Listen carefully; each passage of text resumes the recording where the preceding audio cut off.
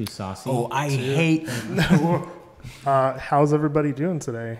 My name is Matt, and I'm here with HB to my right and Mark to my farther right. How's everybody doing? I feel like I'm really chilled, like a we did have a long smooth weekend, radio right? host. Yeah, it's. We had a long weekend. I think we realized we had to do a stream today after we got in. So how's everybody doing? How was your weekends? Well, my week was great. I took a week off. Yeah, you got your turn out of vacation. I got to I got on a vacation. schedule It was amazing. my vacation. At some Swimming. I went to like a cave to swim. Oh. It was fantastic. It was so good. This is a real cave, right? Yeah. Not a virtual reality cave. No. Like I had no connection for 1 week. I had no internet, no nothing. It was amazing. Sounds That's good. good. Man, That's sounds, so good. I got extremely burnt. You can't really tell, but I'm very burned. You can, Very burnt. You can Yeah. see my hands. So that was fun. Yeah, I was yesterday. I got a chance to drive away on like a day trip, and I was out at a beach. As much as you can find a beach in Ontario, right? Well, they're great. That's where I There's went. nice There's some weather. pretty good That's exactly beaches. where I went And- to, right? Yeah, and I was lying down, and the only thing I could think about is how we're gonna revamp the spawn system. Yeah, and like the people I was with was like, "You're not thinking about work, are you?" And I'm like, "No, I'm not. No. I'm totally not thinking about spawn points." And I was talking about a different game that I'm making. yeah, exactly. But right now is the calm before the storm, because Yeah. one thing we have been doing over the last couple of weeks is we have various projects that are going that are for this fall update.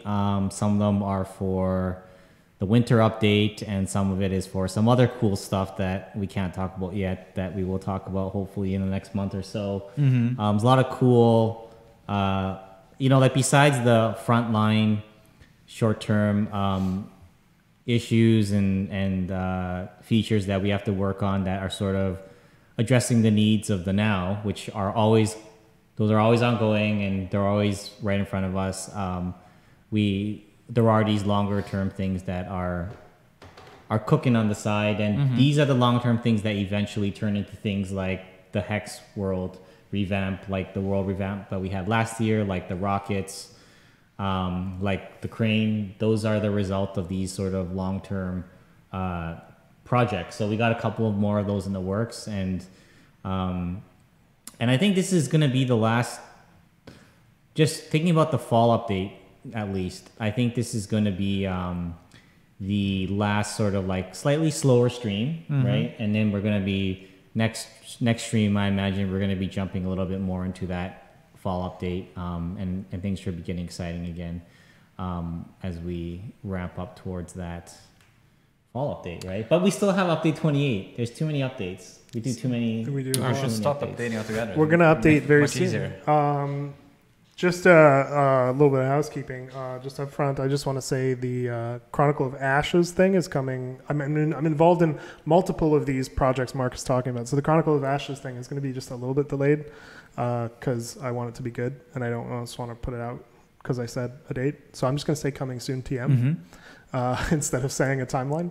But I just wanted to throw that out there since that's a little side project thing. We can move on. Cool. I guess we can move on. Nice. Let's talk about community highlights. Community highlights. Okay, so if there's anybody that is new that don't know, Community Highlights is a blog post that KFC actually compiles everything that was made by community throughout the span of 2 weeks, and then during the dev stream I do a little preview of what is coming, some of the cool stuff that you might see, and usually there's a lot of cooler stuff that you can see as well.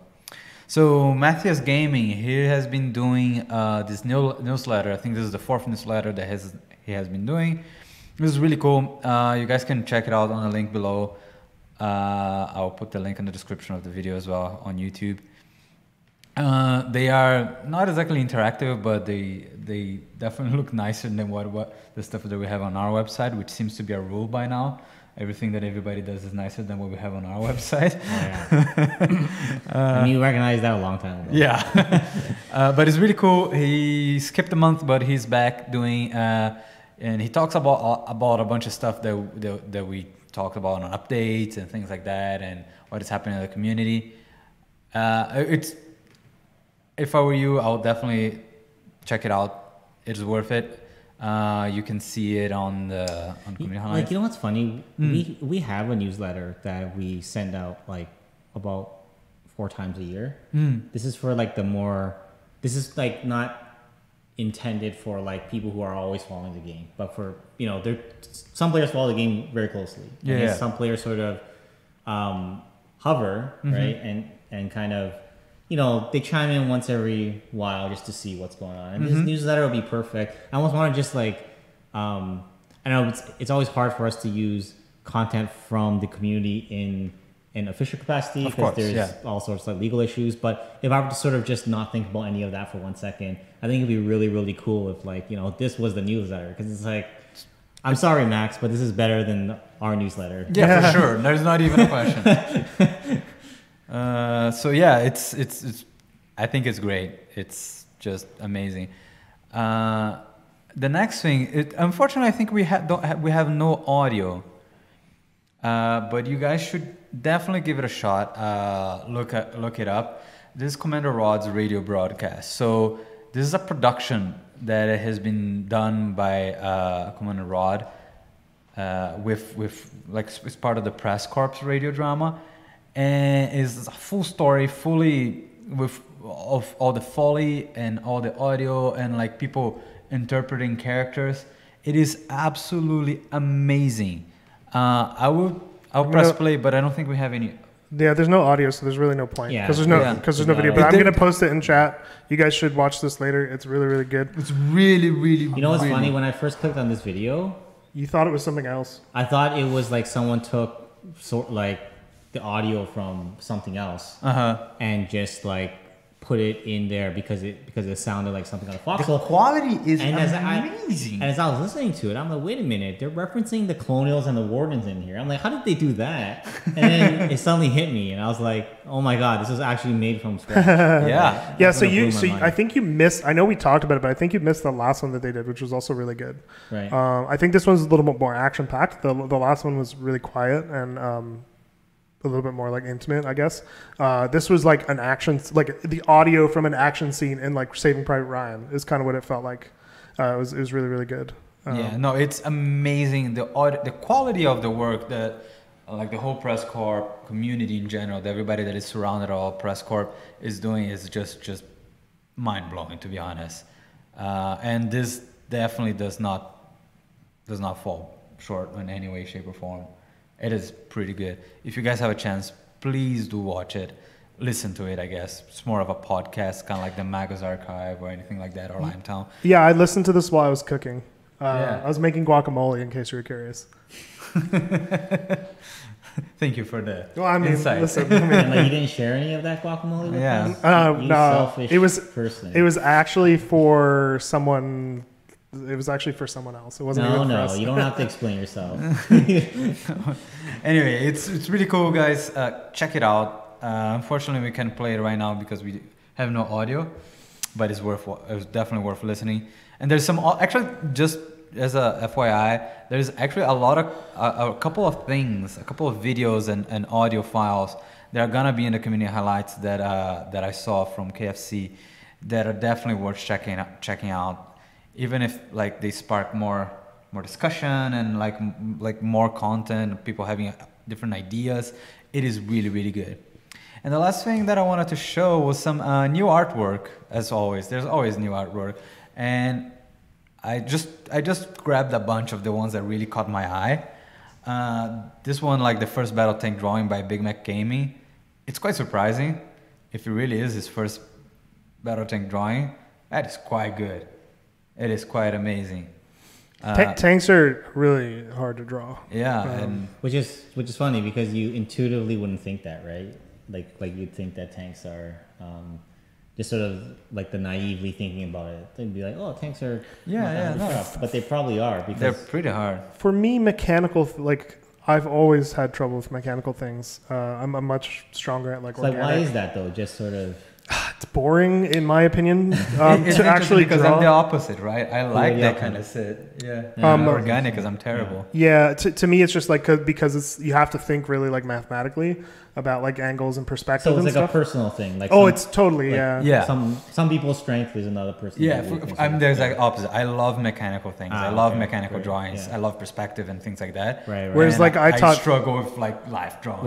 like drawing. Whereas I taught life drawing in college. So I did as well, but I guess did I you? should. Yeah. So there you go. Anyway, But anyway, so I because thought- of life drawing, I thought it was really that actually ties into the drawing that Loxon did, the colonial fox, because I think as an illustration, that is amazing. It has all like the I think it hits all the points on like good illustration. It has good posing, good composition, very clear like intent and expression. It's just well drawn and the colors are nice. I think it's just like a damn good drawing. You know, I could see this as a Saturday cartoon. Completely unrelated, but I watched Fantastic Mr. Fox this weekend. Somewhat related. Somewhat related. Not unrelated, somewhat related. Yeah, I said that wrong. But anyways, yeah, no, I agree. It's really neat. It's really cool. Like we've seen some of the furry-fied colonials and wardens before. Yeah. But I think not in this style, not this well drawn. just to be What? totally transparent, I think something is miscredited in here. Oh yeah. Oh, what is it? But I think it's a little confusing. I think that's not Loxon's art. But we'll correct it in the community highlights. Yeah. Max will make sure It has to. a signature in the bottom there. Okay. Fangram? It's by Lingram. Lingram. We got the correction here, so Max will fix it in the. Or Oh, thank you. Kids- I appreciate the Thank you. correction. Sometimes we don't get these things right. Yeah, it's an amazing piece of art. Yeah. And the last one that I thought was a really cool, drawing-wise, there's some strength in it about the composition, but I thought it was just like a cool mood piece by Rickery, like the Warden villains. Well, I mean, the thing that I do like about it is it's different from anything else that we've seen. Yeah. So far, right. Like after running this show for like 2.5, 3 years. Oh, we're approaching 3 years, right? Oh, geez. it's like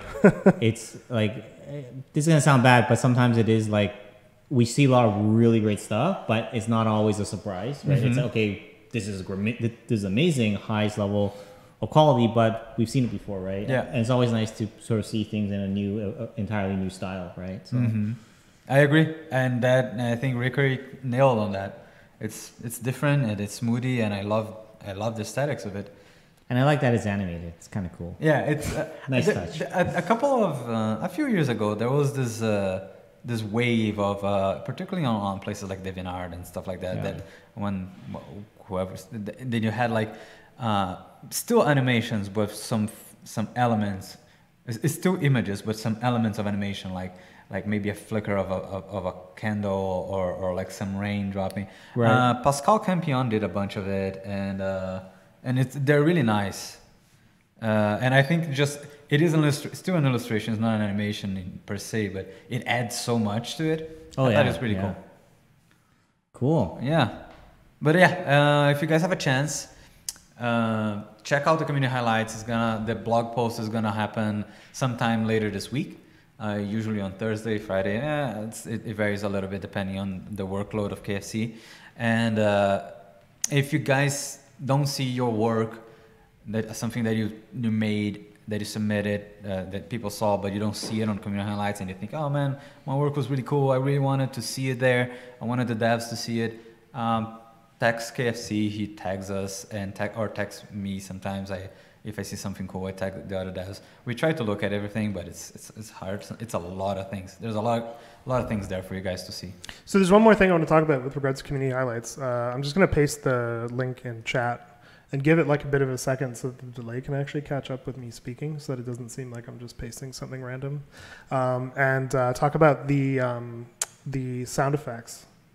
that were done. KFC asked me to talk about it. The video. Someone did a video of like Foxhole with like AAA quality game sound effects, and it like transformed the vibe of the game. And one of the things that there was a lot of like discussion that happened sort of internally, and one of the things that I found really interesting about it is like it's really easy to take sound effects and put them on a video and have like all these like different little like pieces and little clanks and clonks and stuff.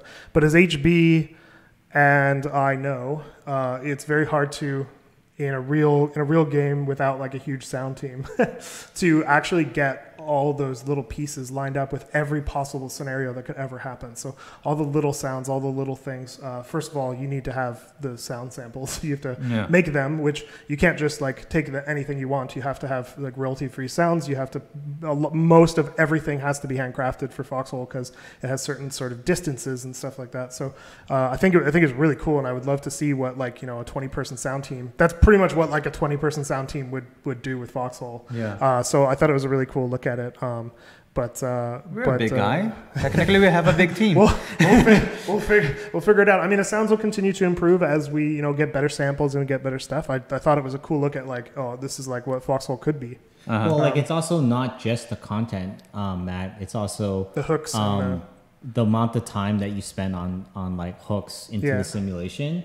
Like for example, we were to multiply the amount of time we spent on the simulation side, right? Like you'd want to put in hooks of like, okay, treads going over snow versus treads going over grass versus treads going over road. And then the sound, even if we did have the resources, Matt, to actually source all those sounds, right? It's also hooking that up and making work with simulation is a lot of work that for a game where we want to make it as immersive as possible, but the number one goal of the game is still not like immersion. Whereas a game like Battlefield, as the example, the whole game is immersion, right? Which is where a lot of the sounds come from, is Battlefield. Which sounds like, man, if you play like Battlefield, it's amazing. Like first time that I played Battlefield 1, and there's that first level where you're like driving you're driving a tank through like mud. Oh my god, yeah, it's like the most immersive thing. It's one of the most immersive things that I've ever played. But then like, in a game like Foxhole where the priority is like something entirely different, we want to spend enough time on that it doesn't take you out of the game. Yeah. But at the same time, it's like, putting in like, a whole bunch of hooks to like to try to count for every single like scenario. Again, treads going over every type of terrain, a shot, because deflecting really, off of metal versus wood versus because really what you really want is like, what does your shot sound like when it hits dirt, when it hits wood or like brick, right? But there's also, correct me if I'm wrong, because I don't deal with server side almost anything, right? But there's also a cost to having all these different notifications popping off on different, right? Yeah, I mean, it depends on what you're simulating, but in general, you are correct. Like the more complexity you have in your simulation, like the more you do have to communicate. Because even in the simple example of like, you need to specify all these properties at some point, right? Yeah. And like if there's a bullet firing at one point, you're gonna have to add like it really depends, because some of it does come for free, networking wise, but depending on how complicated you want to get, it might not be free, and you might have to add more like might a burden, be a cost right? of Here's a really specific example of a challenge that I had because our game is like such an online game, is when the sniper rifle was introduced, I actually introduced a sound effect so that when you were at a really long distance away, like say you're a town away, you would actually hear a crack off in the distance, like from the sniper rifle being shot at. But because that person is no longer relevant on the server who shot the sniper, that sound never plays, so nobody ever hears that. So it's like sometimes there are things that are just like beyond my control to do, even though I've put in the work to actually like put all the pieces together, and that's a real challenge. Well, like the cool thing is that we have like people from the community that make these kind of things, so we can kind of like imagine how cool something like that it is. And it also serves as goals to like, okay, what can we do to see if we can approximate, get closer to it. I think that that kind of work is never wasted because it opens so much discussion in the team. No, and I think when we first started, we used sounds from like Battlefield and stuff just to get a sense of what things would sound like. So that totally works. But eventually, you got to replace those sounds. And anyway, I won't labor. And to be clear, you're not like that's nothing that's like released or anything. Oh no, not there. Every single ad hoc test. Every single sound we have is we have the right to use. Just so someone doesn't be like Foxhole uses Battlefield sound effects because that's completely false. Internally. Yeah. Anyway. Yeah. So I could talk about that a lot longer. If anybody ever has any questions, you can ask me about it. But it's a really complex topic. But I really like those videos were great. Let's just put it that way. Yeah. Yeah, the immersion that those videos brought. But we're gonna move on to the development update. Yeah. So I kind of touched upon this a little earlier. We're in August now. About halfway through the year in terms of the updates. Well, in terms of this update schedule, I won't say the year because this schedule started in March. But in terms of the schedule, we're about halfway through. And obviously, update 28, I want to talk about a bit more today. And then we have the fall update, which there is a bit of news on that. And I'm going to touch upon some of the stuff that we're going to be taking a look at a super high level. Yeah, so let's just get down to it. First of all, update 28. One thing that we're going to be revamping finally, because this is probably one of the oldest systems in the entire game. Oh my God, yes. Is the spawn screen. So just to be clear, there's going to be more work done on the spawn system in general, right? Mm-hmm. But this is specifically the spawn screen itself. This is like literally the oldest thing we haven't. I remember the combat prototype, and we had the same spawn screen basically. It's still fundamentally the same screen. So we're finally revamping this, and we're adding a couple things. Mainly the goal of, lately some people have commented about, it's really boring to wait on the spawn screen. You're just kind of sitting there. And this is something we want to do regardless. So we felt like it was a good time. And we wanted to add in some features so that, you're not just sitting there waiting, right? Mm-hmm. Like there are some things you can do. So we want to add a spectator camera. And like, there's a lot to this because I know what's going on through all your minds. Like, well, that's going to allow like spying and all this stuff, but we've really constrained it to ensure that you can't do any of that stuff, right? So first thing is spectator camera allows you to view friendly players that are within a very tight radius around your death location, right? Mm-hmm. So basically what we're trying to do is like what you would have seen like anyways, right? The people that you're literally like fighting with. So just imagine you're pushing a front or you're holding a town, right? Uh-huh.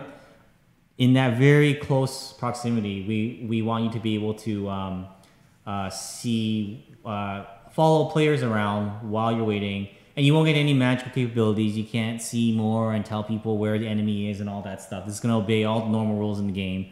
But just so that, while that countdown timer is happening, like you are able to at least follow some of the action that you would have otherwise been able to see anyways, right? Uh-huh. The other thing is view your spawn point location. So there's another thing so that you can, if there are no players around you, as an example, you can at least view where you're going to spawn, which is helpful in some situations where, if a spawn point is overrun, it saves you from having to like spawn and then die and then having to like, go back to the home region or something of that sort. It allows you to actually view the location of your spawn, right? So that's two features of the spectator camera, and we're obviously going to be tweaking this as we go, just to make sure that again, any kind of possible exploits and things like that, we're keeping a very close eye on that. Another thing, the map is going to be accessible too. So there's a lot of interesting things on the map. You'll still be able to use the map, or rather, now you will be able to use the map. So again, when you're sitting there, at least you can look at the map, look at all the map posts. Mm-hmm. You can reply to the map posts. You can do all the normal stuff most of the normal stuff you can do on a map. Chat.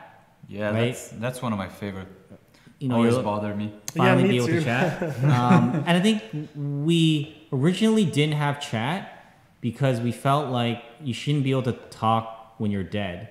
But then the thing that we sort of settle on eventually is that in a normal case, when you die and there isn't much of a countdown, right? Yeah. You pretty much are able to respawn almost like immediately, maybe like a couple of seconds of wait. Yeah. And in that case, it's really no different than when you are waiting, right? So, no different in terms of being able to relay information to your team. So we figure it's not too different anyways. Why not just allow people to chat, right? And that's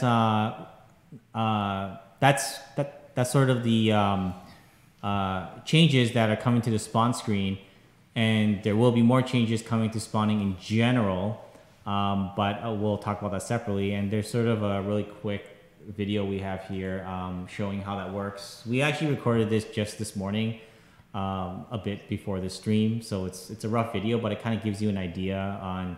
So it's after you die. Now the player is spectating one of the players right now, and you're able to use the page up and page down keys to switch players, as you just see happened. And the top right corner, you see the time to allow Untitled to spawn. And there is going to be a time limit on how long you can be viewing this for. So you can't just sort of like have an account there sitting there watching people, because again, that's one of those exploitative cases that we want to we want to be careful about. And I'm sure in the dev branch we're going to be hearing, oh well, what if you could do this, and then we'll have to take a look at that, right? So, yeah. But as you can see here, switching between these players while you wait should hopefully be better than just a screen where you're just staring at nothing, right? And finally, this is the new window for picking where you can spawn, and then you can hit the spawn button, and then there you go. So that's kind of roughly how that works. So that's going to be coming in update 28. Let me get back to... always spoiling things myself. I don't get it. Yeah, well, I'm trying to full screen this. How do you get back to that? Is that this? Yeah. No, that's exit full screen. Ooh. Well, people are excited, Well, so I people mean, are you just excited hyped already, people up. Ruined everything. There you go. Ruined it again. There you go. We might as well just. What is going on? It'll go away if you just leave it once you. No, once we you want it pause to full screen. I think, is it like F11 or something? Oh. Yeah. We do this every week. We don't have F11 on this goddamn keyboard. Nope. It's not just, F11. It's hilarious. I want to press more buttons. I feel like we're gonna spoil it again, so I want to Yeah. just leave it at this view. Yeah. Just leave it. You can see our Windows taskbar. It's gonna be exciting for you guys. And now no one's gonna care about what I say in this slide. Yeah, everybody's waiting for the next one. I don't want to say in the next slide. But I'll just try to go through this. What? Sorry, man? So there really is no F11 on the keyboard. Well, how do we do this normally? Why isn't it working now? I don't know. Anyway. Maybe because we put the video on full screen. You know what? Yeah, the video screwed everything. Here's what I'm gonna do. I want to risk it and hit the refresh button. Oh, that's which is gonna reveal our entire roadmap. Just switch the camera. Now and the end of the you know year. what? Yeah. Hi, There you you can go. see my dumb face. There you go. Technical difficulties. Oh my god. Yeah. There you go. Wait, I think it was the video. Yeah, okay, so that just screwed everything up. It was Google Docs that screwed everything up. Wasn't us. Well, slowly. You're live More. again. There you go. There you go. Okay. So update 28. This is a small update. Our small updates, we still include new content. Not bragging there or anything, but I'm just saying. So we're gonna have the harvester, obviously. We're gonna have that spawn screen revamp. A couple of the maps, the island maps, are gonna see some changes, which is gonna spill over into some of the neighboring maps. I believe, Matt, you said Weather Expanse and the shore will have a couple of tweaks just to accommodate these maps. Yeah, exactly. Yeah. And the reasoning, and just to explain, I think it's worthwhile. I think you touched upon this previously, but I think it's worthwhile to reiterate why this was done. It's not like right now this is the most urgent thing, but it's something that I believe was meant for after update 26, and it just sort of like eventually happened now, right? Yeah, it just got kind of pushed forward. But just to quickly talk about it, if you weren't here before, one of the big issues we found was Godcrafts was basically Fisherman's Row. And we just kind of stuck it to the northeast of the map. And it kind of, I felt like the flow was pretty bad. We all sort of weren't happy with it. So we kind of just adjusted it to have more flow and fit a little bit better with Tempest Island in a more natural way. So I think you guys will like it better. It's much better, I think. Yeah, and moving on to some of the gameplay changes, spawn point migration to safe houses. So this is a small bit of like, I've talked about it several times that we're going to be coming around to revamp the spawn system. This is like a small bit of inching towards that. And for this particular change, when your town hall falls now, your spawn point will automatically migrate over to any safe houses that have supplies, so that at least we don't end up in that case where half the people forgot to set their spawn point, and then now everyone has to walk from halfway across the map, which basically means it's over for that town.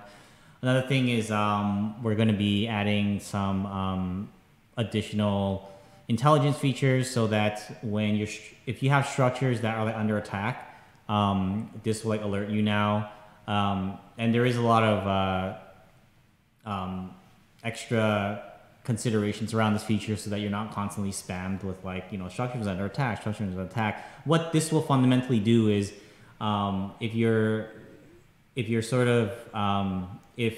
one of your towns, the goal of this is if, something in your back line is attacked, right? Like a town or something, especially in a nighttime type of situation, that you will find out about it and you will be able to like react. Which makes sense, because the reason why we felt it was silly previously is because in a real war situation, if your structures that are within, this is the key word or the key phrase, is within map intelligence coverage. So you won't get this for free if you go build a building in the middle of nowhere. But if you have a building that is within your intelligence network that is under attack, you would know, right? You would know about it, and the watchtower that sees this happening would send this information to the rest of the army, so that they can like react, right? And this will hopefully help in these really strange sneak attacks that you don't find out about until it's too late. So that should help a bit with that. As usual, there are game balance changes that are coming, and the thing I did want to highlight on this list is the bug fix pass and the diagnostics tools that we're going to be adding. And this is one of those like behind the scenes thing that is important to work on. Besides fixing gameplay issues, besides implementing new features, it's really important that we address these like technical issues that might not affect everyone, but they do affect certain players. Like for example, some players have been having various networking issues, and up till now we had a very hard time in tracking them down because we didn't add any client-side logging. So now we're adding in basically being able to logging extra information on the client about your networking conditions, and that if you choose to send it to us, which will still be a manual step, right? So you're not sending anything to us without you knowing, right? Mm-hmm. But if you are in a situation where you're like, okay, I can't like connect to the server or something like that, Need help. You can reach out to us. You can opt to find these files in your computer, and you can send it to us, much like the crash dumps. And this is something that is a long-term thing that will hopefully help us be able to smooth over some of these networking issues that certain players experience, right? So this is one of those things that might sound kind of like boring, but it's important, and we want you to know where we spend a bunch of our time on, and that this stuff is as important as sort of the urgent issues that are usually on like the subreddit, right? So that's that. All right. Let's move on to the thing we spoiled. This feature. So I'm going to talk a little bit more about the fall update, and this is going to be discussed at a very, very high level because a lot of it is still exploratory. A lot of it is still work in progress, and we're still figuring a whole bunch of stuff. So everything that you hear right now is subject to change. Might not even be included. Just full like disclaimer. Fortunately, people who just sort of copy and paste this slide around are not going to hear me say that. So I have this nice large text at the bottom, so that which they will promptly delete and ignore even if it was there. So I just wanted to go through what is being explored right now. So this is going to be, first of all, in terms of like scale, like this is not the biggest update this year. It's not even going to be as big as update 26 for sure. Not even nearly as big. If I were to put it in the ballpark, maybe a third as big, maybe half as big, right? And definitely not as big as like the winter update, right? But we're still going to see some big system changes there. And I want to go through some of those system changes that we're looking at, like the spawning system, right? This thing I've talked about so many times in the stream. The spawning system is ancient, and a while back we were going to make some changes, but we felt like we didn't want to put in the effort to change things if we were going to do a larger revamp later. So this is that larger revamp now is what we're looking into. The inventory system as well, one of these really old systems, and we want to revamp that to make it a bit more like realistic. There's some very silly things that we want to change for a long time, like the idea that you can carry like hundreds and hundreds of like BMATs that can build up a giant structure. You can just sort of like you can like summon a giant structure just from like a backpack. Just makes no sense. That you can carry like you can carry like 100 like soldier supplies in your backpack also doesn't make sense. We're gonna revamp the inventory system to take that into account, and also we've always been stuck with this really strange constraint between like stackable and not stackable, and the gap in between those two extremes are so huge. It's either like, well, you either have one soldier supply in a slot or 100. It's not a lot to work with there. No, right? it's so we want to add a bit more like granularity there, so we can make things. There's more options there, so we don't always have to be switching between like the frustrations of like stackable or versus not stackable, right?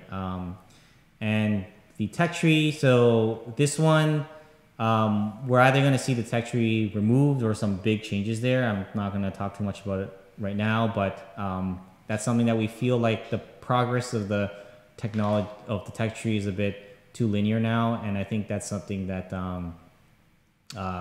we're looking to revamp in a major way, and to make it a bit more of a player-driven thing. The production system. So this is something where it's a bit of a touchy subject because I know that at least we've heard some feedback, especially after update 26. After update 26, a lot of players felt like certain players felt like some groups of players weren't able to gain access to certain like content, and it was only achievable by the clans. This is something that we're looking to like address, and this is it's going to be, I think some of the changes that we're exploring right now. I'm not gonna lie, they're a little controversial, or I expect them to be controversial, and probably gonna ruffle some feathers. But we feel that these changes that we're exploring right now will help in that regard, and it will bring it more in line with the rest of the game, the philosophy of like large number of players that are working like together, pushing away from a sense like ownership, the usual stuff that half the players love and half the players hate, but that's one area that we feel like resources are, at least the mining aspect. I don't want to putting in all numbers aside, at least the mining mechanics we feel like are in a good place. So now we want to sort of step up to next part of the logistics chain, which is the production, right? That's something we're going to take a look at. The building system changes. So this part, so I'm just going to be upfront. The base building revamp that we've been hinting at is not going to be ready until like the end of the year, right? But there's going to be some incremental steps, hopefully taken, that will bring some new meaning to building bases in Foxhole, right? Some of that, hopefully, is going to be coming to the fall update, but some stuff is still being figured out there. Grouping and communication features. This is another thing that is being reviewed right now, and some of this is like, okay, more support for like clans. We kind of talked about this a short while ago. Better support for squads. This is another big piece that is being figured out. New combat related features and content. Again, there's going to be in terms of combat, actually, update 26, we didn't do a whole lot. It was all logistics focused, and we feel like it's been a while since we sort of added anything new with regards to combat features and content that, as you can see reflected in the image here, that's something we're going to be that's something we're going to be taking a look at too, because we feel like it's been a while, and we feel like we want to. We have a long roadmap for combat features, but so there's a lot that is planned, but we don't. It's not always, unfortunately, like it's not always the most pressing thing. But once in a while, we feel like because it's been so long, we should just execute on some of that roadmap, right? And finally, more map features and content. This is not more maps, but there's going to be more interesting things that are in the maps that are coming, because we feel like certain parts of the maps could be much better utilized. We have this huge world now, and we feel like there's a lot that it's a canvas, and we want a lot more fill it with cool stuff. We want to fill it with really cool stuff, and I think once we start talking about this cool stuff, it'll be exciting, because this goes back to some of the exciting things that we wanted in the world for a long time, and we talked about a lot of these things going back all the way from like a year and a half ago, almost like 2 years ago when we first started talking about world conquest. There was these cool things we wanted to like put in the world, and we're finally coming around to put those cool things into the world. Right? Yeah, so, I think we had a little bit of a list of stuff that we've wanted to go into maps for like a really long time, but it's always just manpower usually. Yeah.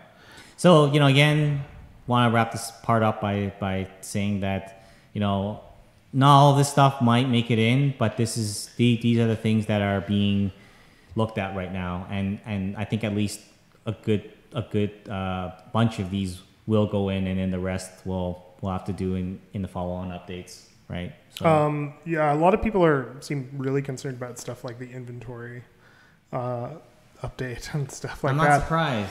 And one of the things I would say about that is like, we're not just going to like leave everything else the way it is and then change the way the inventory works, so that like that's just not how we would do things. So don't worry about that. Like if the concern is, are they just going to simply make something like BMAT's not stackable and call it a day? No, that's not what we're going to do, because that doesn't make any sense. That doesn't make any sense, right? That would just be an unreasonable grind.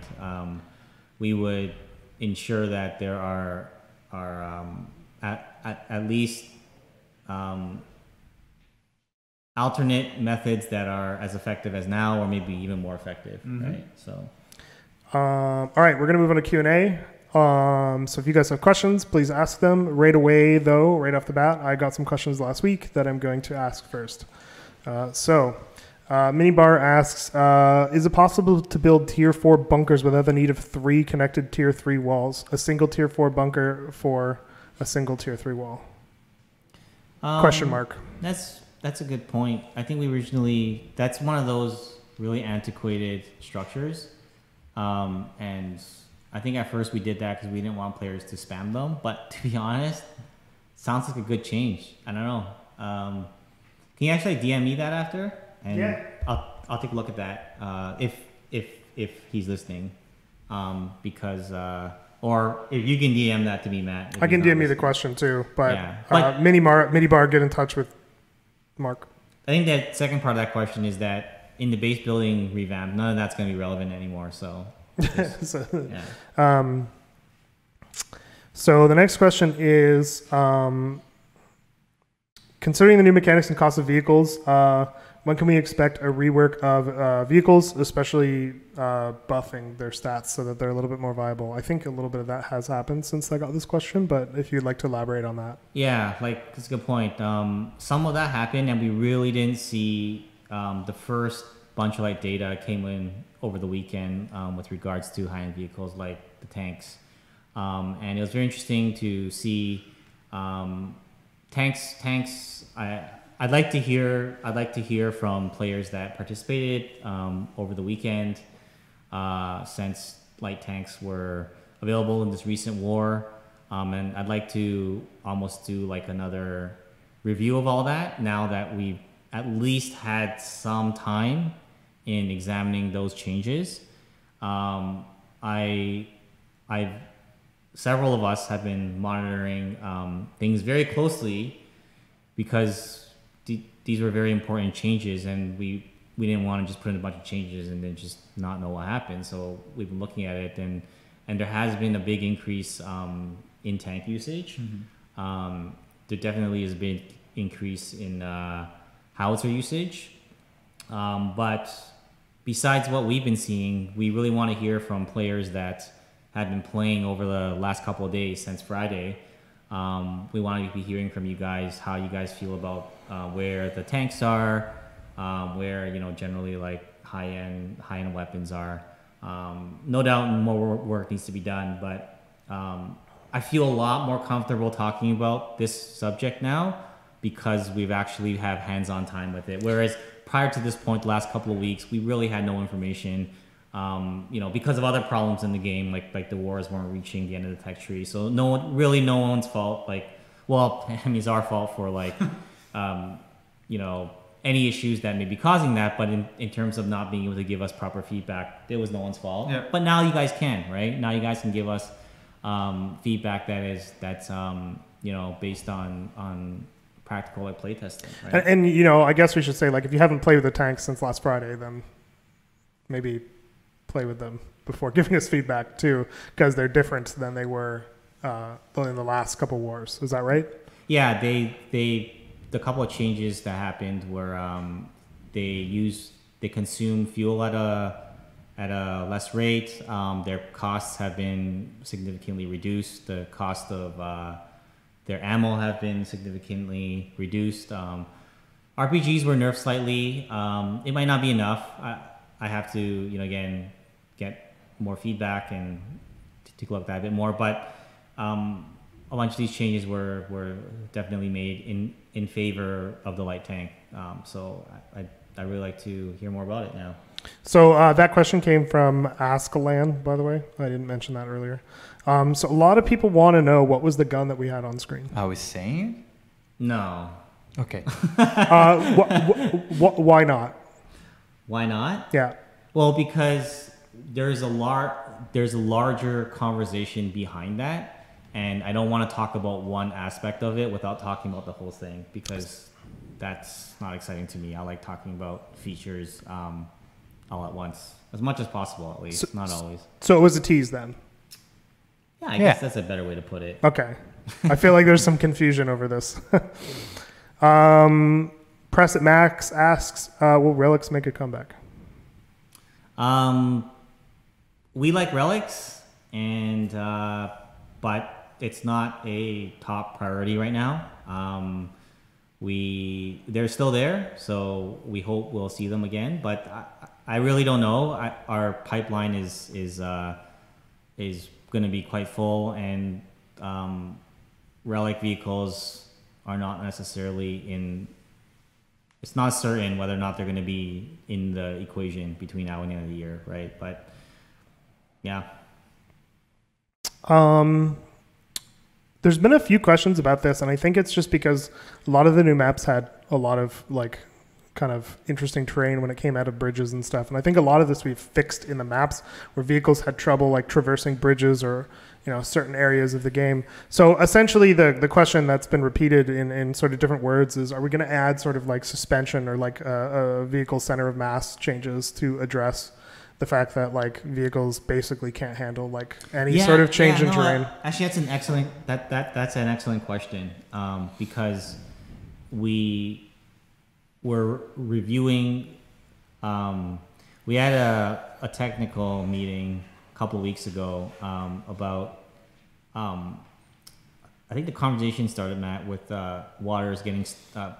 vehicles getting stuck in water, right? And which was probably part of a totally different conversation that we were having. Yeah, about it was water. a totally different conversation. But when we started to follow the chain of problems, it led back to one of the big problems that it led back to was the fact that vehicles don't handle going on inclines very well, and on certain parts of the landscape, which leads us to have to put in other workarounds, which leads to other workarounds, which ultimately leads to things like, your barge not being able to unload on a beach, right? And we track that fundamental problem down to vehicles should have a better, be more robust when it comes to going up slopes, and handling traversal over the terrain better. So that is something that is on the list of things that we need to take a look at. 100%. I'm glad you brought it up because this was a conversation that we had, and we're going to be taking a look at that at some point. I know it's a really tough thing on the map side because we do our best, but like sometimes even the smallest like change can have a catastrophic impact, especially when dealing with like bridges and stuff. And I think we have a pretty good workflow now, but it's still, like, you've worked on maps now, it can be pretty difficult to like mess with terrain in like minute little sort of chunks. Yeah, particularly because the scale of the terrain influences even the strength of the brush. Yeah, and unfortunately in Unreal Engine there's not much you can do about that. I've definitely wished that we could. So I do think a sort of meet in the middle approach is a good way to go. So Torrento Zero asks, do you guys have plans for in-game music, radios, ambient music, etc.? Just to quickly talk about that, a long time ago, I think like 2 years ago, we definitely did have some, themes made, some music done for Foxhole. I think some of that made it into the trailers that we've done. And we do send our big trailers out to a sound guy who does music and sort of mastering over them. Ron DePricio. Yeah, he's amazing. But Foxhole is very tricky because we don't want a lot of music in the game, period. And so it's a matter of how much do we have, how sort of like bombastic is it too heroic? We don't want it to be Saving Private Ryan. That's not the tone we're going for. And so it's a bit of a tricky, just like a lot of parts of Foxhole, it's a bit tricky to find the balance and the in-between of like where we actually want the music to land. Let me just put it this way. If we were to put music, I would rather have the players play some kind of music. Maybe completely player driven. Cool. Yeah. Maybe like, each person plays an instrument and then they sync up together to play like a whole music or something like that. Rather than having just like a score in the background that comes from nowhere. Speaking of that, one of the ideas that we're so excited about all the time, but we can't justify working on it right now, is the idea that there is like a radio, but the content of the radio is generated by the players. Like we're so, if that's so cool.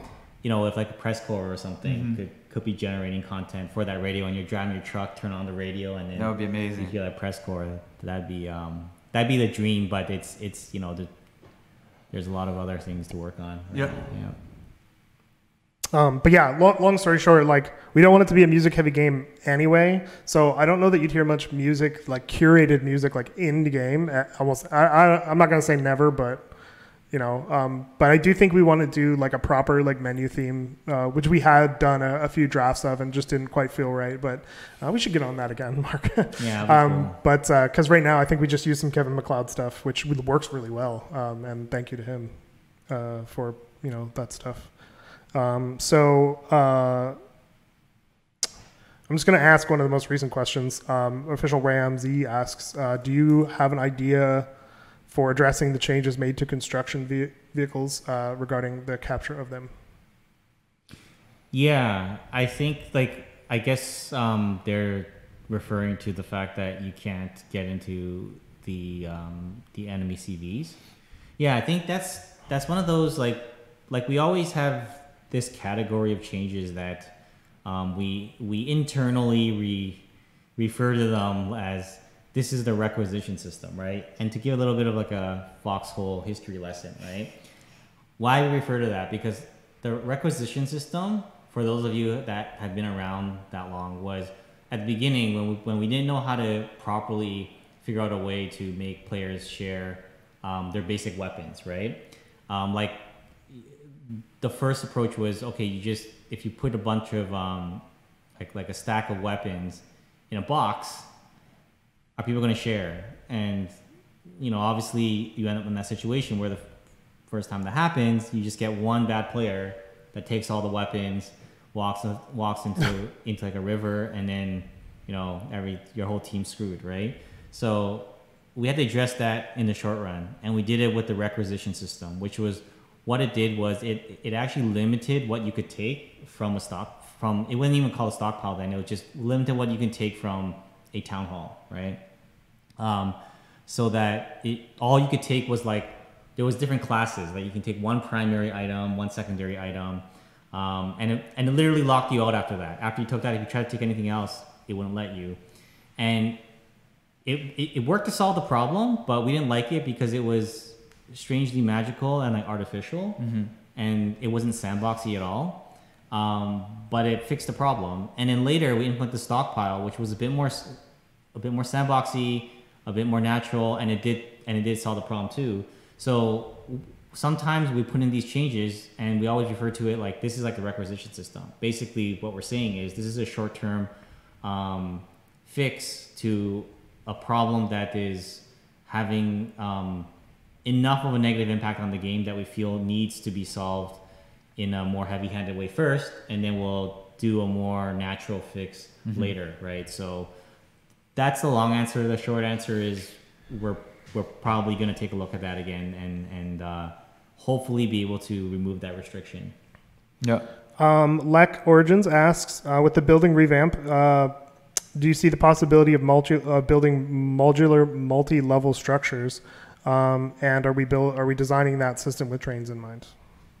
We've been designing things with trains in mind since update 26. Wait, are trains coming? Good question. But we have been designing this vehicle that's coming in 2020, which is not a train, obviously. Right. To since update 26. And so yeah, totally. We totally are designing all that with that in mind. I think I think something like that, the thing that we didn't want to do was to tack something on at the last minute, right? So yeah. But can you talk at all about your philosophy for the new building system? I think that maybe is getting to the root of the question. Yeah. Without going into details, obviously. You don't want me to spoil something else? Yeah, can't really go too far into that, but I can talk about some of the high level goals. We want this to be something that players can be more creative about, right? That they can spend a lot of time planning these things out and building them, hopefully with other players. I guess that's probably all I should say, since I already spoiled some other big stuff today. Right? One thing I will say, philosophically, is right now there's a lot of spam in building. It's just kind of there's barbed wire spam and wall spam, and I think it just aesthetically as well as functionally, it doesn't always feel right. And I think going forward we'd like to address that and make it feel more like a war zone. As opposed to just random stuff. And I'm going to ask two more questions. In which update, this comes from NY Champion, in which update are we getting the oil rig that y'all talked about 3 or 4 streams back? Yeah, that was unfortunately pushed back. I'm hoping we'll get that into the fall update, but have to see. Yeah. I think originally it was supposed to be like update 28. Up to 28. Yeah. But what happened? This is game design. Things take priority. Timelines change, and just the nature of game development. Sometimes some features have to be prioritized over others. Unfortunately, that's one that we try to not do that with features that everybody's like 100% like, oh, we really need this. So there's always a discussion of cost and benefit and what is that the community needs and the game needs right now. And the oil rig got pushed back a little bit because of that, but it is coming, right? Yeah, exactly. I think some of this stuff got pushed back because update 26 had a bit more fallout than we expected. Yeah. Well, I wouldn't say than we expected, but just more. I mean, it was such a big update that we're like, there's a bunch of stuff to fix after. 42 NFL 19 asks, might be philosophical, subjective, etc., but what do you feel will make this game 1.0 ready? What is the, and there's an addendum. What is the minimum that makes you say like, yeah, we can stop? Yeah, after all, we can always continue. Yeah, I think that so every couple of updates, as you've seen in that roadmap, we make these big system changes, and I think when we're done with the major system changes, that's when we're ready to say, okay, let's go towards 1.0. And then there's a long journey to 1.0 of like doing all the little things that we said we do for 1.0, like better nuclear experience, like fixing more bugs. Tutorial. Yeah, and player experience. Right now, I think that we did a bunch of these system changes. Like we're pretty happy with the resource mechanics. Again, I'm not gonna I'm gonna separate that from the numbers because that's always like a touchy subject. But we're pretty happy with the resource game. And then we're gonna move up into the production game, move some things around there, a bunch of system changes that I talked about in fall update, and then there's the base building system revamp happening. And I think once we get all those places, once we have all those things in place, then we'll be kind of ready to say, okay, this is 1.0. But 1.0 is to us not the end of the line. Like I can be on this stream forever and talk about this, literally go on and on for another like 2 hours about the future of Foxhole. But I'm just gonna summarize that whole thing by saying like there's big plans for what's coming even after Foxhole launches into 1.0, and yeah, hopefully. Yeah, well, basically, we'll talking about that at some point. It comes when we don't think that the game requires us to completely change core elements. Core elements, right? Yeah. Content and polishing and all that, tweaks and stuff, and particularly bug fixes. Yeah, of course, exactly. We'll continue, and we may after add big features, but we wouldn't want to be like, okay, now entirely different way to get resources. Yeah, let's say like I think that several dev streams ago, we used to talk a lot. So a long time ago, at least we used to talk about the vision of the game. I think we haven't touched on that topic in a while, but we have a vision of what kind of experience we want players to have, right? Absolutely, yeah. Even if some gameplay elements completely change, but the experience that we want them to have and to get out of the game is what we are pursuing while developing the game. Yeah. I think 1.0 will come when that's the way at least I see it, when we see that like the gameplay elements that are in the game can produce that experience. Yeah. And then we can say, okay, it's 1.1, what else can we do now? We can get crazy and change a lot of stuff, but at least we will have that core initial vision realized. Yeah. As best as we can. Yeah. I just want to address this last question that came in because we were talking about it this morning, and I don't get it. Official Ramsey asks, says, one of the biggest concerns the player base has is that there is a disconnect from the development team. I want to address that first point first. What do you have to feel? What do you feel about that, Mark? I want to know. I want to drill down and know which. So I feel like we have a lot of great. We have a lot of great relationships with parts of the player base. But if some players feel that way, it's obviously we've missed something, right? Yeah. Totally. And what I want to know is where we've missed that. We do a lot of like roundtables. I've actually, I've been on like the clan like Discords, and I've done even more like direct, just talking to a group of like 20 players just to figure out their concerns, which quite frankly, which is what led to a lot of the recent changes in update 27, where we changed the prices or the cost on a bunch of content and a bunch of other tweaks. I know that Crazy Flying Chicken is always out there listening to players. We read the subreddit every day, right? I was on my phone ran out of batteries yesterday when I was on my day trip because I was on the subreddit,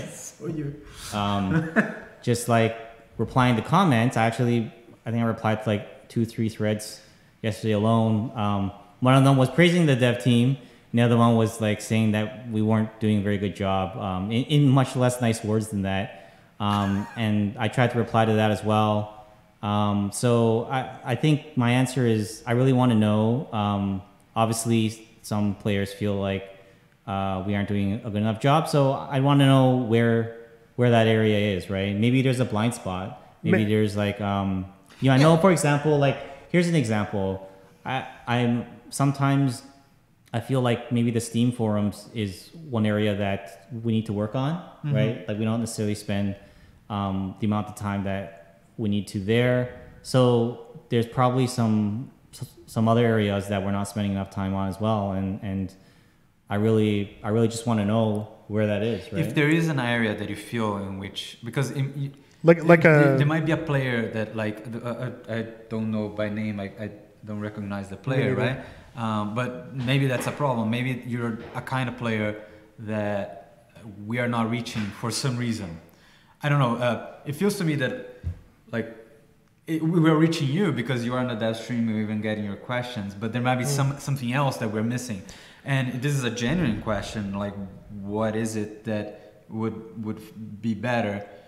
And like we try to play our game. We have people in the office that literally play the game almost 24/7. Yeah, like, I mean, like we do have a QA, and they are always playing. Always so, and then we have KFC who's always playing, and all of us try to get in as much as we can. Different. Like to be fair, it might be a different experience. I know that occasionally I jump in, like you guys don't know, but I jump in with like a hidden name, and I play Logi and run stuff with certain groups all the time. Yeah. So like that does happen. And the second part of his question was like, have you thought about participating in a long war for several hours a day to get a better grasp of the game? Like we do. I think that the sentiment that we don't play our game is always one that baffles me. You can't make a game without playing it the way that people play it. It doesn't make sense. Well, I mean, to be specific about that and to be transparent, not everyone on the dev team plays the game a lot, right? There are some, because you can't. There are some people in certain roles that don't play the game that much, actually. If I'm to be fully transparent, I know that I play the game a lot. I know that Jeremiah plays the game. If I were to bet, he plays the game more than you, man. But, and obviously Max plays the game a lot. I know that Phil plays the game a lot. Even on like his own time, he like he plays at nighttime. And Matt jumps in like once in a while. But there's a lot of people that don't. I'd be lying if I said everyone on the team is playing the game several hours a day. That's not true, right? Yeah. But there are a bunch of us that do play, and we're never. I mean, like here's the thing too. Besides like Jeremiah, who plays the game that much, for the rest of us, you're right. Like we're not going to be able to match the amount that you guys are playing, just simply be virtue of we're working on the game. Yeah, right? we're making it. And like that's where we need to listen to you guys. That's where we need to listen to the feedback, and that's where we try as hard as we can to be out there on the subreddit, on FOD, you know, on like other people's like Discords. And to be fair, we're still like always open to receive messages and stuff like that. But what it might be as well, that sentiment might be coming also from the fact that if you are somebody that has been following the development of Foxhole since the beginning, the dynamic between the developers and the community changed due to the nature of the fact that our player base and our Discord and everything like just skyrocketed to a point that we cannot, like, I don't recognize the vast majority of the players. Obviously they don't recognize me as well on the same token. So it might be that we did change the way we deal with the community, of course. Yeah. Because like when you have more than 60,000 people on the Discord, it's not possible anymore for you to know everybody. We have, but if that is a problem, and I think it's a valid concern, right? That we're not listening to the community enough. We try to be as open as possible. We try to read everything on Reddit and on Discord. We are open to receive messages. I read also. I take on myself to always read all the YouTube comments as well.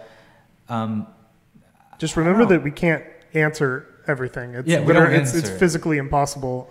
So I don't know. But if there is something that feels so wrong that we're missing, maybe it's something that has to be brought to attention. So let us know exactly what it is that you feel like we should be doing better. And we might not be able to change just because of the sheer volume of people and comments and questions.